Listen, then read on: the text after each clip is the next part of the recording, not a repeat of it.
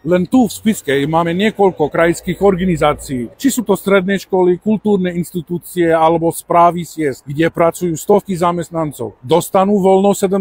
novembra, napriek tomu, že vláda zrušila tento deň pracovného pokoja? Pýtal som sa na to na pôde krajského zastupiteľstva. Moje interpelácia sa týka rozhodnutia vládnej koalície zrušiť Medzinárodný deň študentstva, deň boja za slobodu a demokraciu ako sviatok, deň pracovného pokoja. Nebudem polemizovať, prečo padol za obed práve takýto deň v režii predstaviteľov, ktorí koketujú s diktátorskými režimami. Nemienim vás všetkých poučovať o význame tohto dňa, ktorý oslavuje dve z najcennejších hodnot, ktoré my ako spoločnosť ctíme. Slobodu a demokraciu, pretože viem, milí kolegovia a kolegyne, že aj vám osobne sú tieto princípy posvetné. Reakciu mnohých spoločností a i vzdelovacích inštitúcií na zrušenie tohto dňa voľna je udelenie voľna zamestnancom týchto organizácií a rektorské voľna študentom. KSK je zriadovateľom stredných škôl po celom kraji. Takže úctivo apelujem na teba, pán predseda, aby si tiež vyhlásil deň voľna 17.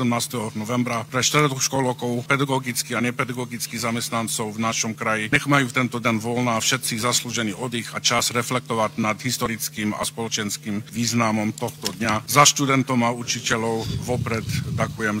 Úrad Košického samosprávneho kraja bude mať neplatené voľno, plus budem odporúčať všetkým platené. Budem taktiež odporúčať všetkým štatutárom našich organizácií, ktorých je okolo 100, aby urobili to isté s ďalšími našimi zamestnancami, ktorých je okolo 5700 dokopy.